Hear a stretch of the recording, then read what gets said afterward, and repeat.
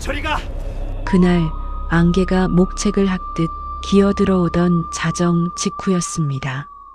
모닥불은 바람에 흔들려 핏빛으로 일렁였고 병사들의 얼굴은 연기와 땀에 범벅이 된 채 새하얗게 굳어 있었습니다. 숲 사방에서 들리던 휘파람이 사람 목구멍을 긁는 듯한 소리로 진영을 둥글게 감쌌습니다. 그때 한 병사가 갑자기 벌떡 일어나 옆에 앉은 동료를 향해 칼을 뽑아들었습니다. 눈동자는 풀려 있었고 입술은 떨렸고 그는 이를 갈며 외쳤습니다. 저리 가! 하얀 귀신, 내게 오지마! 순간 칼날이 번쩍 피가 튀었고 비명과 함께 진영 안이 아수라장이 됐습니다. 충격, 배신감, 분노, 절망이 한꺼번에 폭발한 그때 휘파람이 뚝 끊겼습니다. 그리고 목책 너머 아주 가까운 곳에서 낮고 굵은 목소리가 들려왔습니다. 이제 시작이다. 도대체 그 휘파람은 사람을 어떻게 적으로 보이게 만든 걸까요? 1592년 임진년의 봄은 유난히도 잔인하고 뜨거웠습니다. 바다를 건너온 왜군의 기세는 마치 굶주린 짐승과도 같아 부산포를 집어삼킨 그들의 발굽은 거침없이 한양을 향해 북상하고 있었지요. 파죽지세라는 말이 무색할 정도로 조선의 방어선은 속절없이 무너져 내렸고 승리에 도취한 왜군 선봉대의 콧대는 하늘 높은 줄 모르고 치솟아 있었습니다. 그들은 자신들의 칼날 아래 베어지지 않는 것은 없으리라 믿어 의심치 않았습니다. 하지만 경상도의 험준한 산악지대, 이름 모를 깊은 골짜기에 발을 들여놓았을 때 그들은 비로소 칼로 벨 수 없는 공포가 존재한다는 사실을 깨닫게 됩니다. 그날은 유독 해가 일찍 저물었습니다. 험준한 산세가 병풍처럼 둘러쳐진 계곡 사이로 땅거미가 내려앉자 왜군 소대장 다나카는 행군을 멈추고 야영을 지시했습니다. 병사들은 지친 몸을 이끌고 모닥불을 피웠으나 습기를 머금은 장작은 타닥거리는 소리 대신 매캐한 연기만을 내뿜으며 불길하게 타올랐지요. 문제는 어둠과 함께 찾아온 안개였습니다. 사너리를 감고 내려온 희뿌연 안개는 마치 살아있는 생명체처럼 진영을 파고들었습니다. 그것은 일반적인 산안개가 아니었습니다. 한치 앞을 분간할 수 없을 정도로 짙고 끈적했으며 병사들의 갑옷 틈새로 스며들어 살갗을 차갑게 적시는 기이한 냉기를 품고 있었지요. 보초를 서던 병사들은 점차 불안감에 휩싸이기 시작했습니다. 등불을 들어도 그 빛은 안개에 갇혀 불과 몇 걸음 앞도 비추지 못했고 동료의 얼굴조차 희미한 윤곽으로만 보일 뿐이었습니다. 고요함이 내려앉은 진영에는 오직 병사들의 거친 숨소리와 바람에 스치우는 나뭇잎 소리만이 가득했습니다. 그러나 그 정막은 평화가 아닌 폭풍 전의 고요함과도 같은 무거운 압박감이었습니다. 병사들은 본능적으로 자신들이 감시당하고 있다는 느낌을 받았습니다. 숲의 어둠 속 안개 너머의 심연에서 누군가가 혹은 무언가가 자신들의 목덜미를 노려보고 있다는 서늘한 감각이 등골을 타고 올랐습니다. 사건은 밤이 가장 깊어 인간의 정신이 가장 흐릿해질 무렵에 발생했습니다. 진영 외곽을 순찰하던 조장 야마모토는 뒤따르던 부하의 발소리가 어느 순간 끊어졌음을 감지했습니다. 그는 걸음을 멈추고 뒤를 돌아보았으나 보이는 것은 오직 벽처럼 가로막힌 하얀 안개뿐이었습니다. 그는 부하의 이름을 불렀지만 되돌아오는 것은 자신의 목소리가 안개 속에 먹혀들어가 흩어지는 공허한 메아리뿐이었습니다. 그 순간 칠흑 같은 어둠을 찢고 날카로운 비명소리가 터져나왔습니다. 그것은 단말마의 고통이 서린 비명이 아니었습니다. 믿을 수 없는 무언가를 목격한 인간이 내뱉는 영혼 깊은 곳에서 끌어올려진 원초적인 공포의 절규였지요. 진영은 순식간에 혼란에 빠졌습니다. 잠들어 있던 병사들이 무기를 움켜쥐고 뛰쳐나왔지만 그들이 휘두를 수 있는 적은 어디에도 보이지 않았습니다. 안개는 그들의 시야를 철저히 차단했고 비명소리가 들려온 방향으로 달려간 곳에는 아무것도 남아있지 않았습니다. 땅바닥에는 끌려간 흔적도 핏자국도 없었습니다.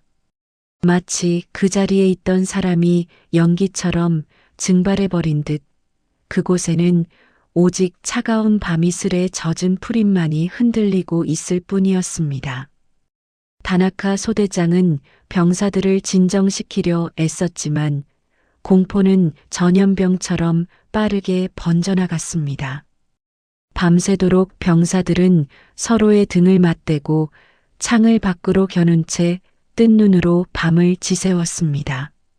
안개 속에서 바스락거리는 소리가 들릴 때마다 그들의 심장은 요동쳤고 나뭇가지가 흔들리는 그림자조차 거대한 괴물의 손길처럼 보였습니다.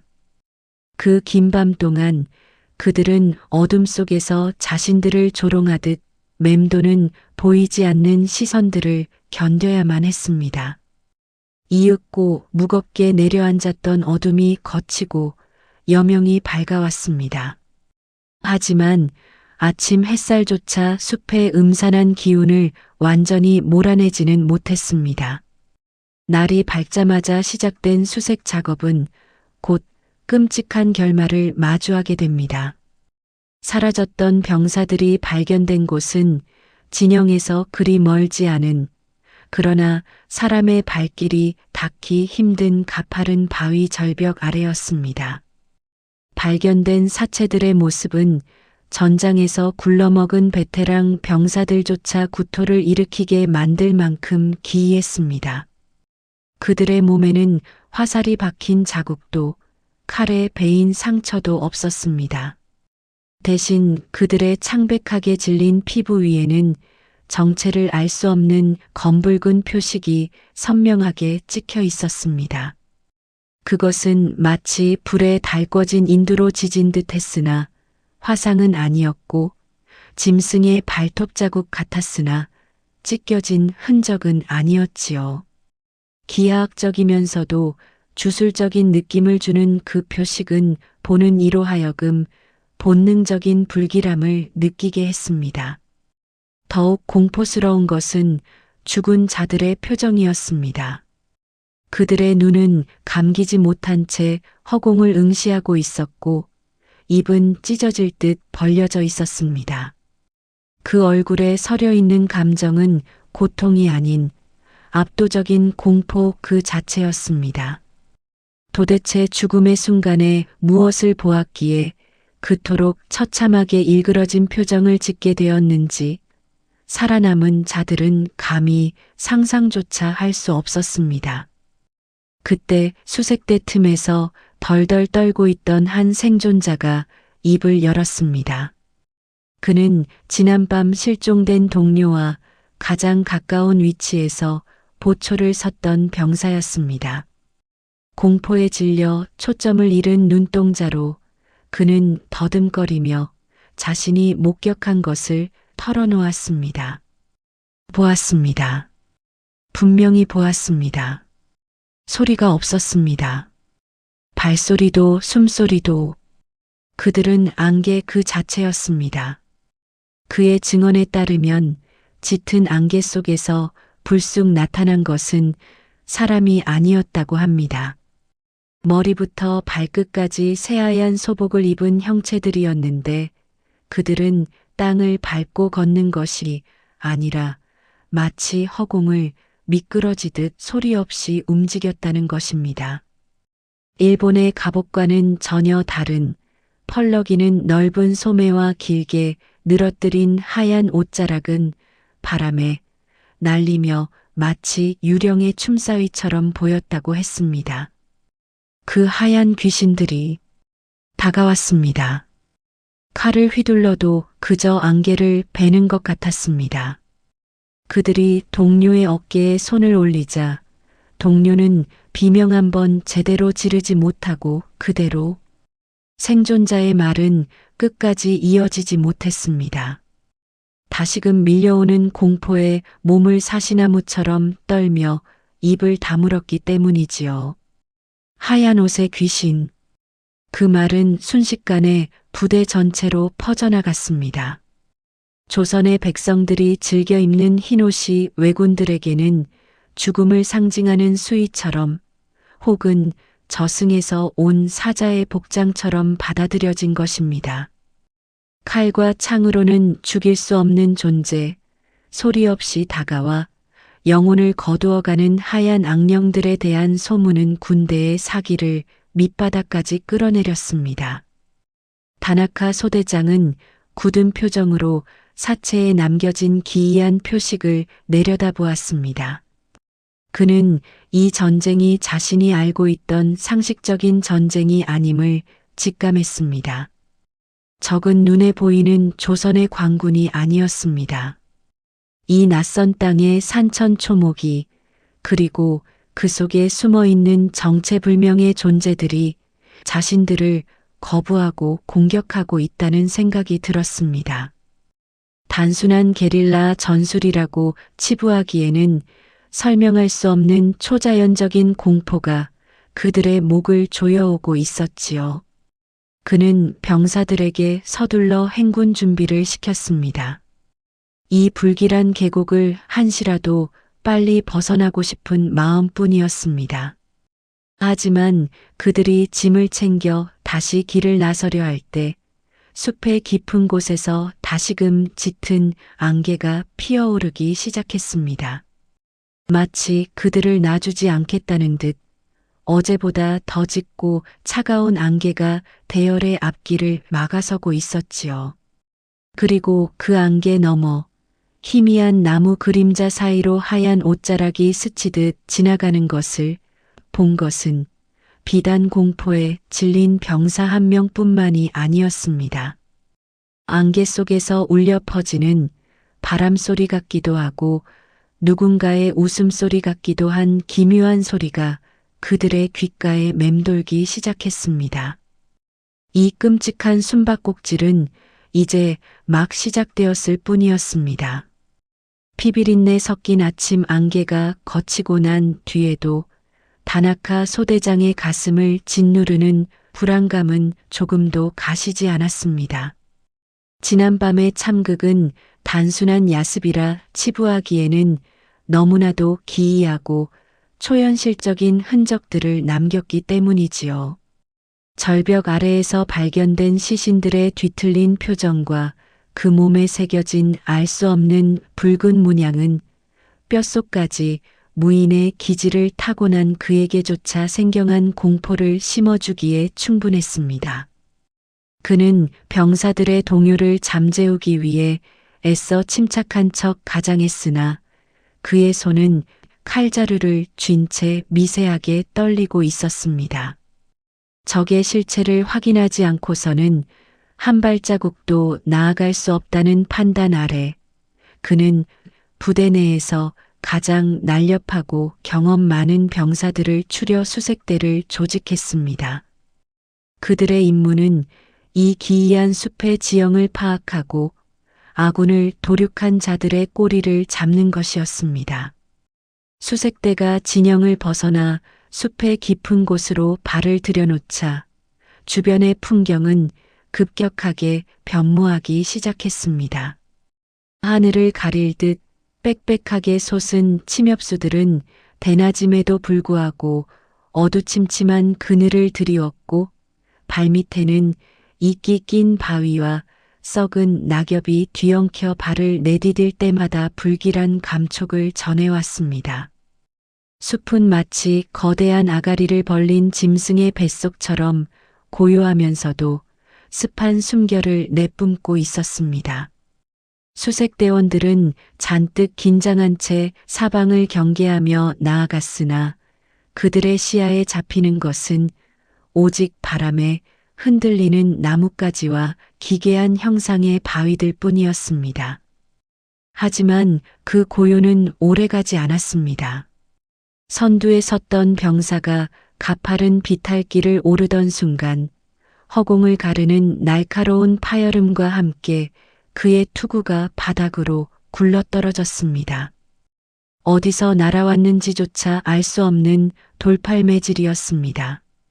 당황한 수색대가 무기를 빼들고 주위를 둘러보았을 때 그들은 믿기 힘든 광경을 목격하게 됩니다.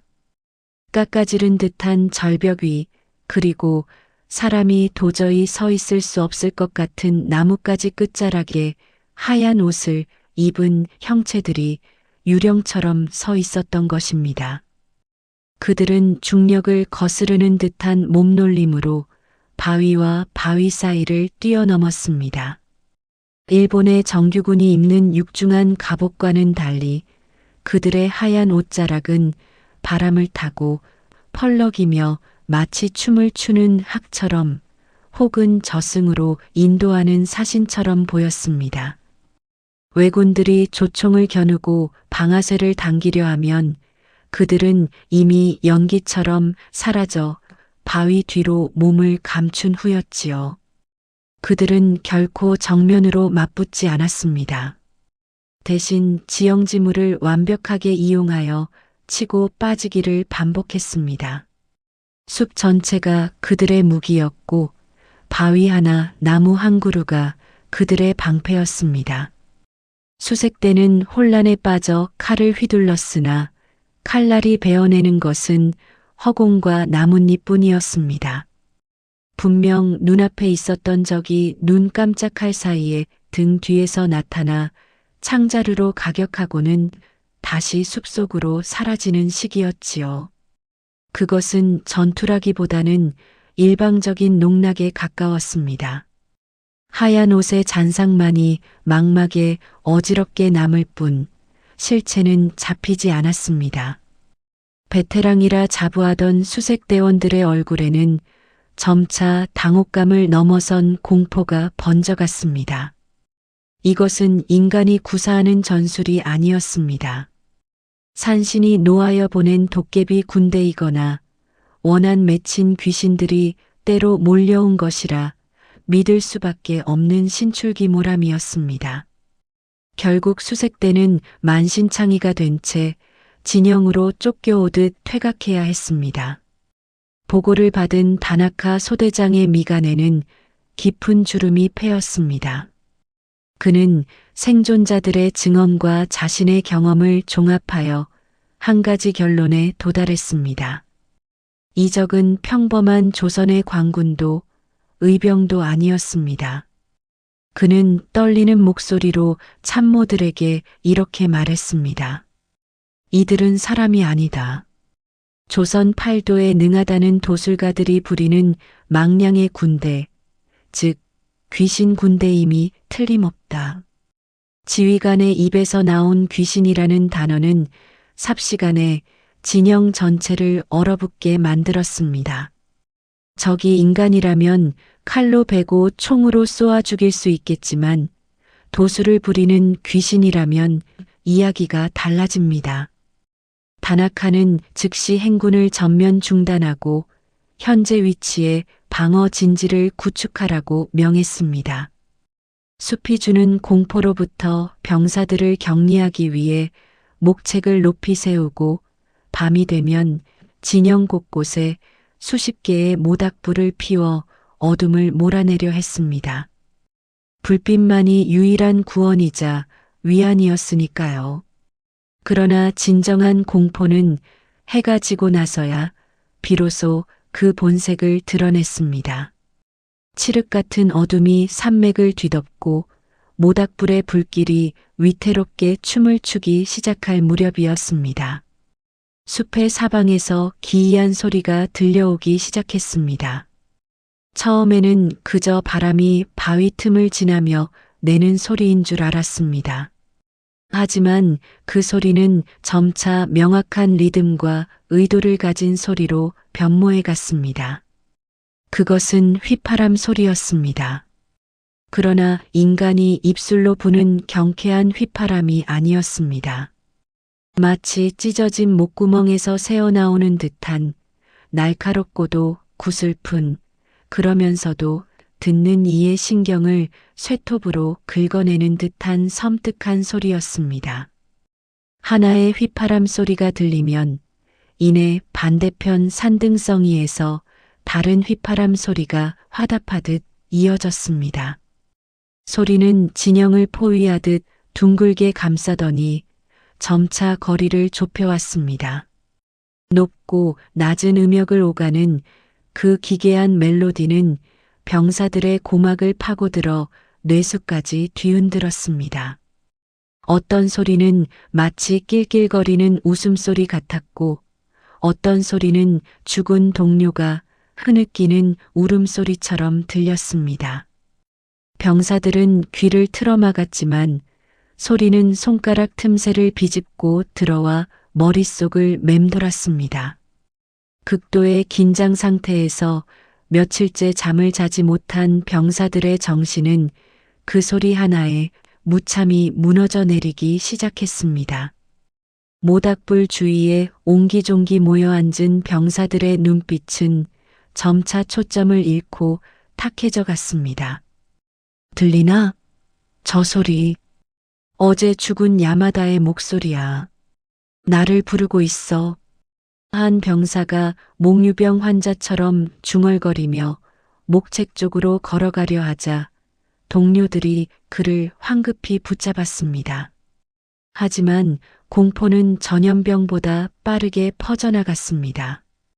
누군가는 숲속의 어둠 속에서 하얀 소복을 입은 여인이 춤을 추는 것을 보았다고 고함을 질렀고, 누군가는 자신의 그림자가 제멋대로 움직이며 목을 조르려 한다며 발광했습니다. 겉으로 보이는 적은 없었으나 진영 내부는 이미 아수라장이었습니다. 가장 끔찍한 일은 자정이 넘어서 일어났습니다. 신경쇠약에 걸린 한 병사가 옆에 앉아있던 동료를 적으로 착각하고 칼을 휘두른 것입니다. 저리 가! 하얀 귀신, 내게 오지 마!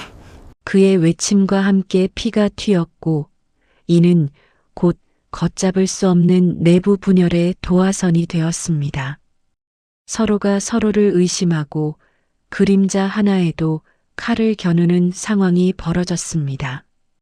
다나카 소대장이 칼을 뽑아들고 난동을 부리는 병사를 베어 넘기며 질서를 잡으려 했지만 이미 공포에 잠식당한 부대를 통제하기에는 역부족이었습니다. 그는 피 묻은 칼을 쥔 채 헐떡이며 주변을 둘러보았습니다. 자신의 부하들이, 긍지 높은 사무라이들이 보이지 않는 적의 농간에 놀아나 스스로 자멸해 가고 있는 광경은 지옥도 그 자체였습니다. 그때 다나카의 귀에 휘파람 소리가 뚝 그치는 순간이 찾아왔습니다. 갑작스러운 정적은 소음보다 더 큰 공포를 불러왔습니다. 그리고 그 정적을 깨고 진영 바로 바깥, 목책 너머에 아주 가까운 곳에서 나지막하고 굵은 목소리가 들려왔습니다. 일본말이 아닌 알아듣지 못할 조선의 언어였지만 그 톤에 실린 조롱과 살기는 분명하게 전달되었습니다. 이제 시작이다. 다나카는 그 목소리가 들려온 방향을 노려보았습니다. 어둠과 안개가 뒤엉킨 그곳, 희미한 불빛이 닿지 않는 경계선 너머에 하얀 옷자락이 스치듯 지나가는 것이 보였습니다. 그리고 그 순간 그는 깨달았습니다. 자신들이 싸우고 있는 것은 단순한 병사들이 아니라 이 산과 숲, 그리고 어둠 그 자체가 되어버린 존재들이라는 것을. 적들은 칼로 육신을 베러 온 것이 아니라 공포라는 독을 풀어 영혼을 사냥하러 온 것이었습니다. 밤은 아직 길었고 모닥불은 점차 사그라들고 있었습니다. 병사들의 거친 숨소리와 흐느낌만이 가득한 진영 위로 다시금 그 끔찍한 휘파람 소리가 이번에는 진영 내부 한복판에서 들려오는 듯한 착각과 함께 시작되었습니다. 과연 이 휘파람 소리의 정체는 무엇이며 아군을 광기로 몰아넣는 이 귀신 군대의 지휘관은 누구란 말입니까? 안개 속에 숨은 그들의 실체가 서서히, 아주 서서히 그 윤곽을 드러내려 하고 있었습니다. 다나카 소대장이 이끄는 선발대가 겪은 그 기이한 밤의 참극은 단순한 악몽으로 끝나지 않았습니다. 날이 밝자마자 본진으로 전해진 비보는 군영 전체를 술렁이게 만들었지요. 후방에서 본대에게 식량과 화약을 조달하던 보급부대와의 연락이 완전히 두절된 것입니다. 수레바퀴 자국은 숲의 입구에서 감쪽같이 끊겨 있었고 호위하던 병사들은 흔적도 없이 사라졌다는 보고였습니다. 수천의 병력을 먹여 살릴 핏줄이 끊겼다는 사실은 전염병보다 더 빠르게 병사들의 사기를 갉아먹었습니다. 이에 본대를 지휘하던 구로다 장군은 격노했습니다. 그는 귀신 따위의 헛소문을 잠재우고 보급로를 다시 뚫기 위해 휘하의 정예 병력을 총동원하여 대대적인 토벌 작전을 명합니다. 수천 명의 병사가 갑옷을 부딪히며 산을 오르는 광경은 마치 강철로 된 뱀이 산허리를 휘감는 듯 위압적이었습니다. 태양은 중천에 떠 있었고 수천 자루의 창날이 번뜩이는 위용 앞에서는 감히 어떤 산짐승도 숨을 죽일 것만 같았지요. 장군은 이 압도적인 무력으로 숲을 샅샅이 뒤져 숨어있는 적이 사람이든 귀신이든 모조리 도륙을 내겠다고 호언장담했습니다. 하지만 그들이 발을 들여놓은 그 산은 인간의 오만함을 비웃듯 거대한 아가리를 벌리고 기다리고 있었습니다. 본대가 숲의 깊은 곳, 울창한 수림지대로 진입하자마자 이상 징후가 감지되었습니다. 분명 지도가 가리키는 길은 수풀과 덩굴에 뒤덮여 흔적조차 찾을 수 없었고 아름드리 나무들이 빽빽하게 들어찬 숲은 대낮임에도 불구하고 어둑한 그늘을 들이우며 시야를 차단했습니다. 병사들은 낙과 칼로 덩굴을 쳐내며 나아가야 했으나 잘려나간 덩굴은 마치 살아있는 뱀처럼 다시 얽혀들 듯 기분 나쁜 점액을 흘려보냈습니다. 바람 한 점 통하지 않는 숲속의 공기는 덥고 습하여 갑옷을 입은 병사들의 숨통을 서서히 조여왔습니다. 그것은 마치 숲 전체가 거대한 폐가 되어 침입자들을 거부하는 거친 숨을 내쉬는 것만 같았지요. 그때였습니다. 선두에 섰던 기마대의 말이 갑자기 거품을 물고 날뛰기 시작했습니다. 기수가 고삐를 잡아채려 했으나 말은 무엇에 홀린 듯 뒷걸음질 치다 비탈 아래로 굴러떨어지고 말았습니다. 그리고 그 혼란을 틈타 숲은 비로소 숨겨두었던 발톱을 드러냈습니다. 하늘을 가릴 듯 솟아있는 나무 꼭대기에서 소름 끼치는 파열음과 함께 수백 개의 굵은 통나무가 쏟아져 내렸습니다. 밧줄이 끊어지는 소리도 누군가의 고함 소리도 없었습니다. 그저 중력에 이끌려 낙하하는 거대한 나무 기둥들이 병사들의 머리 위를 덮쳤을 뿐입니다. 육중한 통나무에 부딪힌 병사들은 비명조차 지르지 못하고 대열에서 이탈하거나 바닥으로 고꾸라졌습니다. 정연했던 대열은 순식간에 무너져 내렸고 흙먼지가 피어오르는 사이로 병사들은 우왕좌왕하며 피할 곳을 찾았습니다. 하지만 피할 곳은 어디에도 없었습니다. 이번에는 가파른 산비탈 위에서 바위들이 굴러떨어지기 시작했습니다. 집채만한 바위들이 나무를 부러뜨리며 굉음과 함께 돌진해오자 일본 제1의 검수를 자랑한다던 무사들도 백발백중을 자랑하던 조총수들도 그저 나약한 인간에 불과했습니다.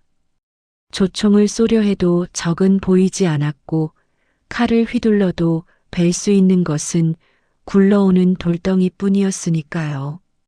숲 전체가 그들을 공격하고 있었습니다. 나무가 창이 되고 바위가 포탄이 되어 쏟아지는 이 지옥도 속에서 왜군은 자신들이 싸우고 있는 대상이 인간이 아닌 분노한 산맥 그 자체라는 공포에 휩싸이게 됩니다. 혼란이 극에 달했을 때 비로소 날카로운 화살들이 빗발치기 시작했습니다. 그것은 평지에서 쏘아 올리는 곡사가 아니었습니다. 머리 위 나뭇가지 사이사이 잎사귀가 무성한 그늘 속에서 수직으로 꽂히는 직사였습니다. 투구의 이음새, 갑옷이 가리지 못한 목덜미와 어깨 틈을 정확히 노리고 날아오는 화살들은 마치 눈이 달린 듯 했습니다.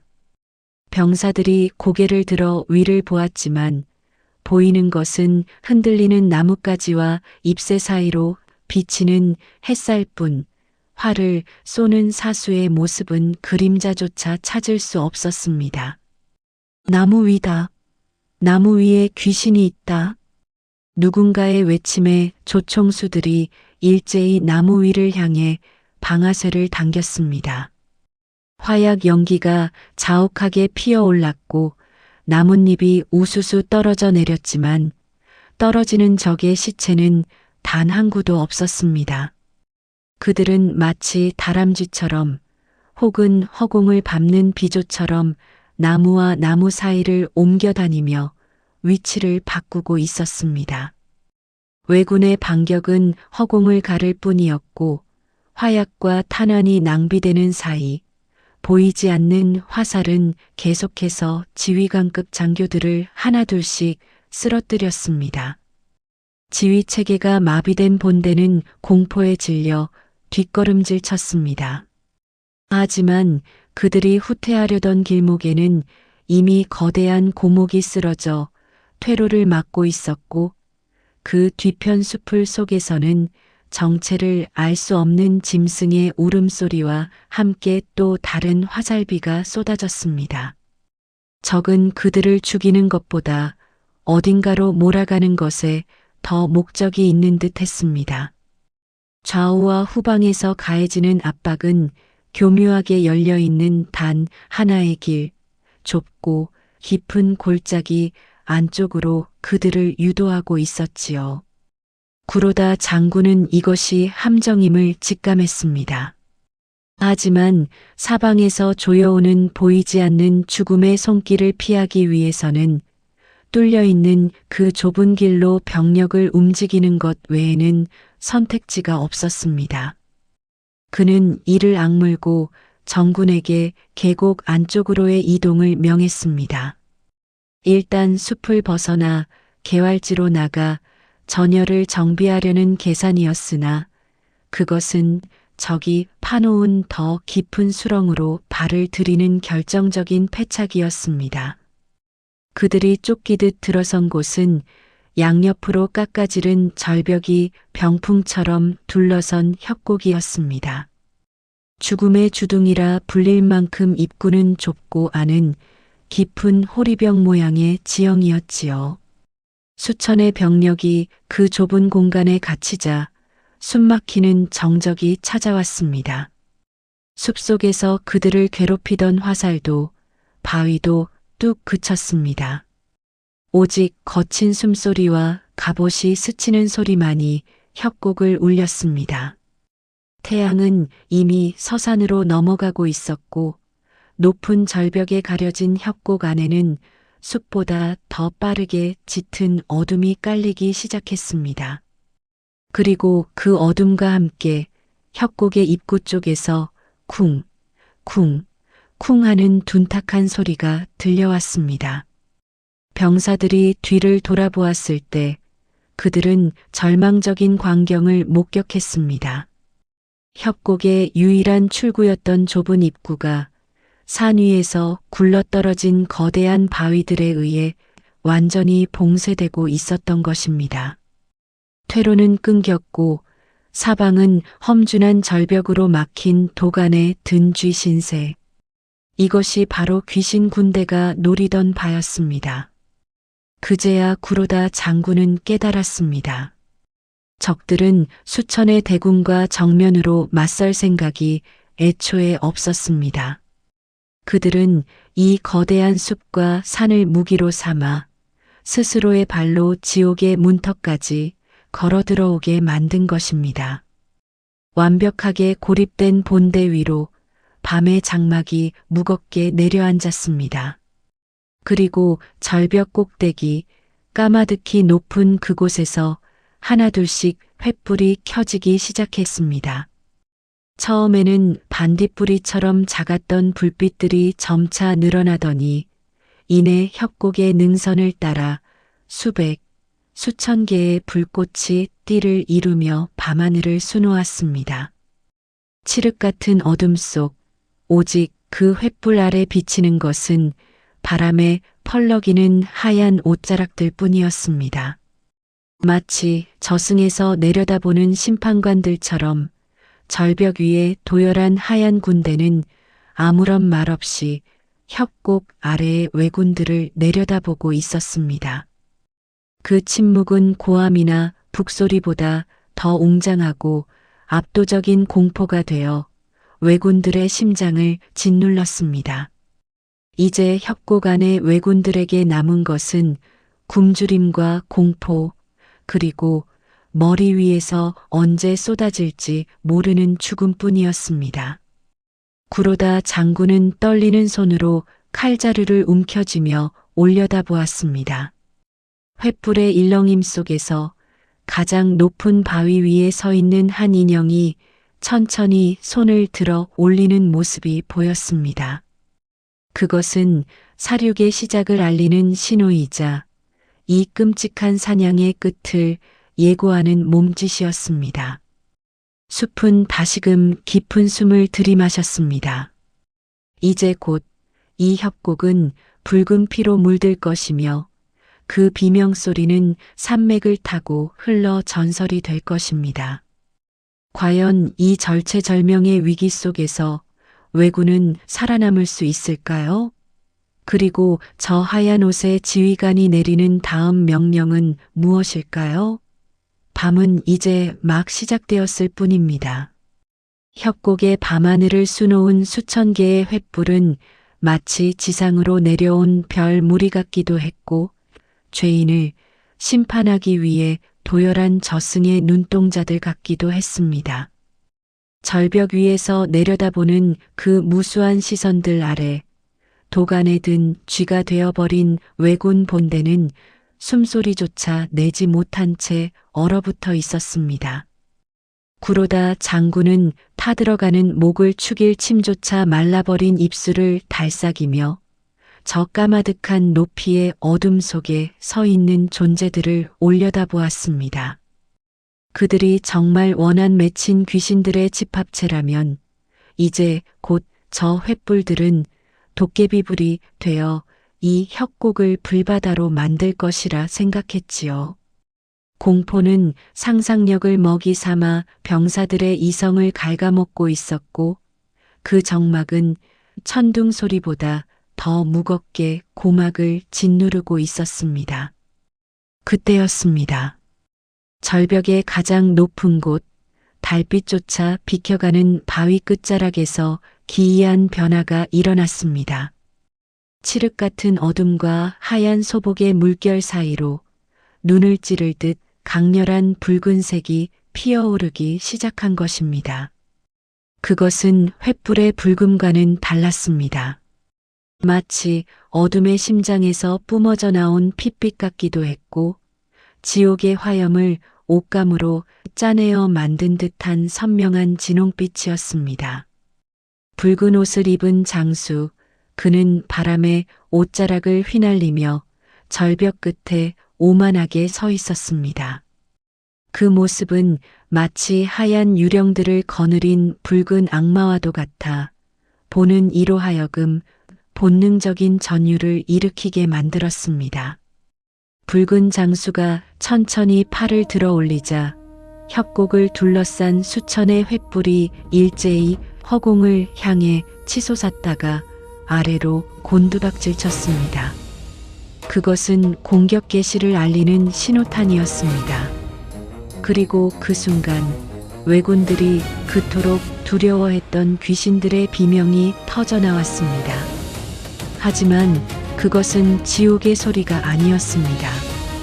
꽹과리와 징이 울부짖는 날카로운 금속성 파열음, 북이 심장을 두드리는 둔탁한 진동, 그리고 수천 명의 인간이 목청껏 내지르는 함성이 뒤섞인 지극히 인간적이고 원초적인 분노의 포효였습니다. 놈들을 한 놈도 살려 보내지 마라! 쏴라. 놈들을 한 놈도 살려보내지 마라. 절벽 위에서 쏟아지는 것은 더 이상 정체불명의 안개가 아니었습니다. 그것은 날카롭게 벼려진 화살이었고 기름을 먹여 불을 붙인 집단이었으며 주먹만한 돌덩이들이었습니다. 협곡의 좁은 지형 탓에 피할 곳이 없었던 왜군은 그 무자비한 투사체들의 비를 온몸으로 받아내야 했습니다. 갑옷을 뚫는 파열음과 살이 타는 냄새가 진동하는 아수라장 속에서 구로다 장군은 비로소 적의 실체를 두 눈으로 똑똑히 목격하게 됩니다. 가파른 비탈을 타고 미끄러지듯 내려와 왜군의 측면을 들이받는 그들의 모습은 왜군이 상상했던 투명한 귀신이 아니었습니다. 그들은 흑투성이가 된 무명옷을 입고 머리에는 흰 띠를 두른 사람들이었습니다. 손에 쥐고 있는 것은 사무라이의 예리한 일본도가 아니라 밭을 갈던 괭이였고 나무를 베던 도끼였으며 끝을 뾰족하게 깎은 축창이었습니다. 개중에는 녹슬어 빠진 조총을 든 사냥꾼도 있었고 붓 대신 칼을 쥔 선비의 모습도 보였습니다. 그들의 얼굴에 씌워져 있던 것은 귀신의 탈이 아니라 가족을 잃고 터전을 짓밟힌 자들이 품은 도끼와 살기였습니다. 그렇습니다. 왜군을 공포에 떨게 했던 하얀 귀신 군대의 정체는 바로 이 땅의 백성들, 의병이었습니다. 왜군들이 숲속에서 보았던 허공을 날아다니며 신출기몰했던 하얀 형체들은 도술이 아니었습니다. 평생을 그 산자락에서 나고 자라 바위 하나, 나무 한 그루의 위치까지 손바닥 보듯 꿰뚫고 있는 약초꾼들과 사냥꾼들이 지형을 완벽하게 이용한 결과였습니다. 그들은 무거운 갑옷 대신 가벼운 무명옷을 입었기에 험준한 산악을 평지처럼 달릴 수 있었고 안개 낀 날씨와 숲의 어둠을 방패 삼아 적의 눈을 속였던 것입니다. 밤새도록 왜군의 신경을 긁어대던 그 기괴한 휘파람 소리 역시 서로의 위치를 알리고 공격 신호를 주고받기 위해 사냥꾼들이 쓰던 신호법에 불과했습니다. 하지만 진실을 알았다고 해서 공포가 사라지는 것은 아니었습니다. 오히려 자존심 높은 왜군 정예병들에게 자신들을 농락하고 죽음으로 몰아넣은 존재가 훈련받지 않은 농민들이라는 사실은 귀신보다 더 큰 충격과 굴욕감을 안겨주었습니다. 일본의 전국시대를 거치며 칼밥을 먹고 자란 사무라이들이 고장 낙과 죽창을 든 조선의 백성들에게 도륙당하고 있다는 현실을 그들은 받아들일 수가 없었습니다. 혼란에 빠진 왜군을 더욱 절망으로 몰아넣은 것은 저 붉은 옷의 장수 홍위 장군 곽재우의 신묘한 전술이었습니다. 그는 전장 한복판에서 가장 눈에 띄는 붉은 옷을 입고 왜군의 시선을 한몸에 받았습니다. 조총수들이 그 붉은 표적을 향해 일제히 사격을 가하면 그는 연기처럼 사라졌다가 전혀 엉뚱한 곳에서 다시 나타나 군사를 지휘했습니다. 동해 번쩍, 서해 번쩍하는 홍위 장군의 모습에 왜군들은 그가 축지법을 쓰는 도인이라도 되는 줄 알았으나 실상은 더욱 교묘한 심리전이었습니다. 곽재우는 자신과 똑같은 붉은 옷을 입은 날쌘 병사 10수명을 전장 곳곳에 배치해 두었던 것입니다. 왜군이 한 명의 홍위 장군을 쫓아 병력을 집중하면 다른 쪽에서 또 다른 홍위 장군이 나타나 그들의 빈틈을 찌르는 시기였지요. 이 단순하고도 대담한 기만 전술은 이미 공포에 질려 판단력이 흐려진 왜군 지휘부를 완벽하게 유린했습니다. 그들에게 홍위 장군은 한 명이 아니라 수십 명, 안이산 전체가 붉게 물들어 자신들을 조여오는 거대한 불길처럼 느껴졌을 것입니다. 전투는 일방적인 학살에 가까웠습니다. 협곡의 좁은 지형은 대규모 병력의 이동을 제한했고 왜군의 장기인 조총 사격은 위에서 아래로 쏟아지는 화살과 돌덩이 앞에서는 무용지물이었습니다. 훈련된 군대의 질서는 생존을 위한 아기다툼 속에서 무너져 내렸습니다. 화려한 갑옷은 무거운 짐이 되어 그들의 발목을 잡았고 명검은 투박한 도끼날 아래 부러져 나갔습니다. 가장 낮은 곳에 있던 백성들이 가장 높은 콧대를 가진 침략자들을 가장 처참한 방식으로 짓밟고 일어서는 순간이었습니다. 난전 속에서 구로다 장군은 붉은 옷의 장수와 눈이 마주쳤습니다. 곽재우는 칼을 뽑아들고 직접 적진으로 뛰어들지 않았습니다. 그는 높은 바위 위에서 부채를 펴들고 마치 춤을 추듯 병력을 지휘하고 있었습니다. 그의 눈빛은 차가웠으나 그 뒤에 서린 결기는 뜨거웠습니다. 그것은 단순히 승리를 탐하는 장수의 눈이 아니었습니다. 내 집, 내 가족, 내 나라를 지키기 위해 기꺼이 악기가 되기를 자처한 자만이 가질 수 있는 숭고한 살이었습니다. 구로다 장군은 그 압도적인 기세에 눌려 칼을 쥔 손에 힘이 빠지는 것을 느꼈습니다. 귀신보다 더 무서운 것은 죽음을 불사하고 덤벼드는 살아있는 인간의 의지라는 것을 뼈저리게 깨달은 것입니다. 밤새도록 이어진 전투 끝에 동이 트기 시작할 무렵 협곡의 함성은 잦아들었습니다. 계곡을 흐르던 맑은 물은 검붉은 핏물이 되어 흘러내렸고 바위 틈마다 왜군의 시체가 즐비했습니다. 살아남은 소수의 패잔병들은 무기를 버리고 산짐승처럼 네 발로 기어 숲속으로 도망쳤습니다. 그들의 등 뒤에는 평생 잊지 못할 붉은 악몽이 각인되었습니다. 아침 햇살이 비치자 붉은 옷의 장군은 피 묻은 바위 위에 서서 조용히 아래를 내려다보았습니다. 그의 곁으로 하얀 무명 옷을 입은 의병들이 하나둘씩 모여들었습니다. 승리의 환호성은 없었습니다. 그저 거친 숨소리와 살아남았다는 안도감, 그리고 죽어간 동료들에 대한 묵념만이 흐를 뿐이었습니다. 곽재우는 투구끈을 고쳐 매며 숨 넘어 아직도 거치지 않은 안개 속을 응시했습니다. 이 협곡에서의 승리는 시작에 불과했습니다. 왜군의 주력 부대가 부산을 넘어 한양으로 향하는 길목마다 이 이름 없는 영웅들은 안개처럼 나타나 바람처럼 적을 베고 사라질 것입니다.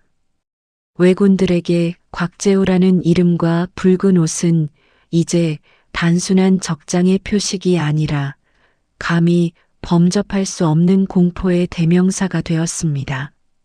그러나 이야기는 여기서 끝나지 않습니다. 협곡을 탈출하여 만신창이가 된 채 본진으로 돌아간 생존자들, 그들의 입을 통해 전해진 붉은 악마와 귀신 군대의 소문은 걷잡을 수 없이 부풀려져 왜군 전체를 뒤흔들기 시작합니다. 그리고 이 기적 같은 승리의 소식은 절망에 빠져있던 조선 조정과 백성들에게도 바람을 타고 전해지게 되지요. 바야흐로 전설이 역사로 기록되는 순간이 다가오고 있었습니다. 피비린내 나던 밤이 지나고 협곡 위로 다시금 무심한 아침 해가 떠올랐습니다. 밤새도록 계곡을 뒤흔들던 함성과 쇳소리는 거짓말처럼 사라지고 그 자리에는 무거운 정막만이 안개처럼 내려앉았습니다.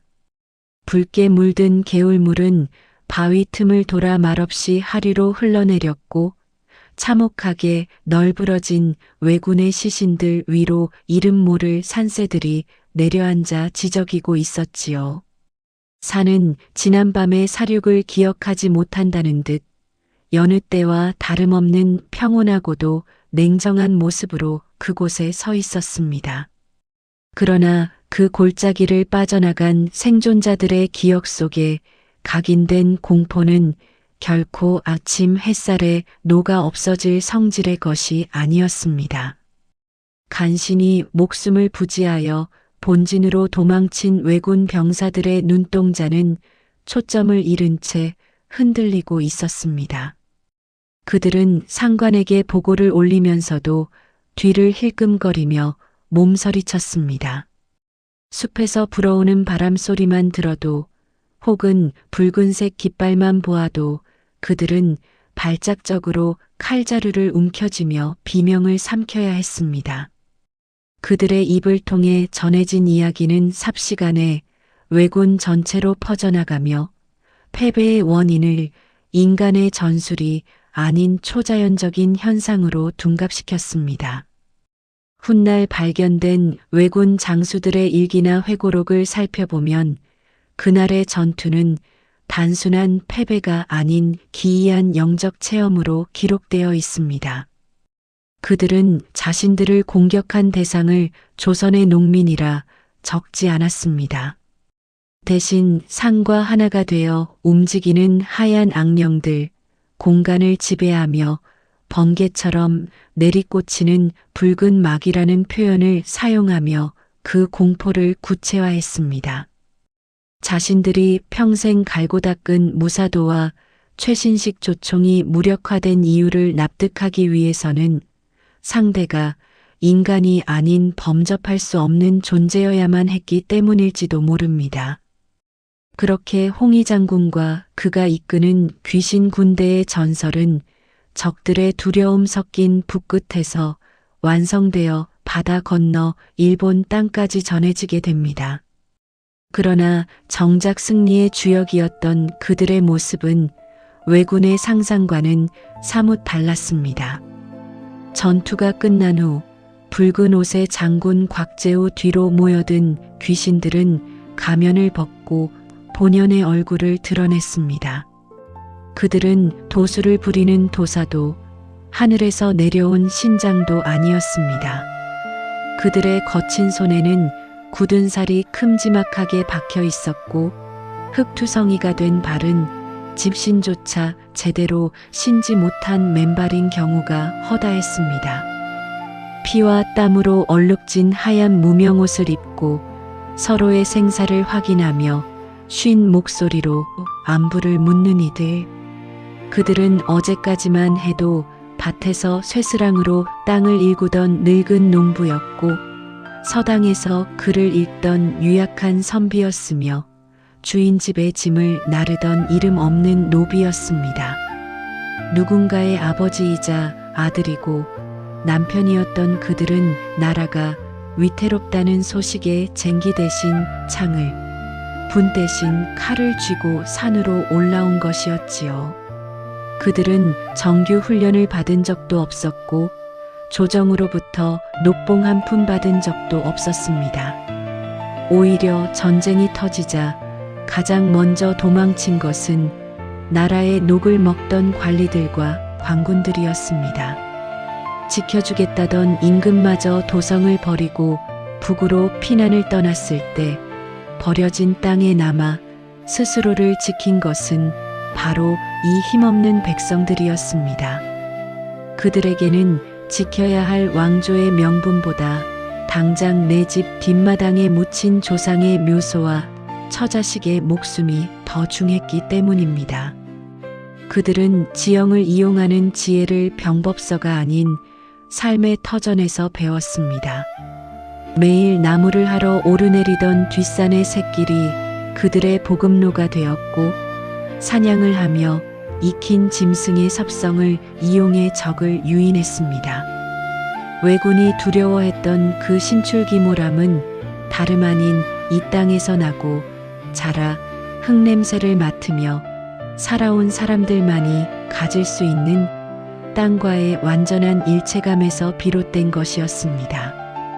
그들은 산맥 그 자체였고 계곡을 흐르는 물이었으며 숲을 스치는 바람이었습니다. 하지만 안타깝게도 역사는 이들의 이름을 모두 기억해주지 않았습니다. 전쟁이 소강 상태로 접어들고 조정의 권위가 다시 세워질 무렵 의병들의 활약은 묘한 긴장감을 불러일으켰습니다. 무능함을 드러낸 조정의 입장에서는 스스로 무장하고 백성들의 지지를 받는 의병장들의 존재가 껄끄러운 위협으로 다가왔기 때문입니다. 조선의 공식 기록인 왕조실록은 곽재우 장군의 전공을 기록하면서도 그와 함께 피를 흘린 수천 명의 이름 없는 의병들에 대해서는 인색할 만큼 간결한 문장으로 남겼습니다. 의병이 일어나 적을 물리쳤다는 건조한 문장 뒤에는 밤새 공포에 떨며 죽창을 깎던 소년의 눈물과 적의 칼날 앞에서도 물러서지 않고 바위처럼 버티다 쓰러진 가장의 마지막 숨결이 생략되어 있습니다. 왜군은 그들을 귀신이라 부르며 두려워했지만 정작 그들이 목숨 바쳐 지킨 조국은 그들을 이름 없는 백성이라는 거대한 집단 속에 묻어버리고 만 것입니다.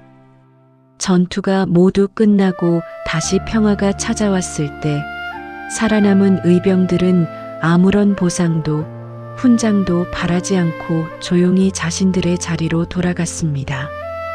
피 묻은 창을 다시 녹여 호미를 만들고 전우의 시신을 묻은 산자락 아래서 다시 밭을 갈았습니다. 그들은 자신들이 영웅이라 불리는 것을 원치 않았습니다. 그저 어제와 같은 오늘을 살 수 있게 된 것에, 사랑하는 이들과 저녁밥을 함께 먹을 수 있게 된 것에 감사했을 뿐입니다.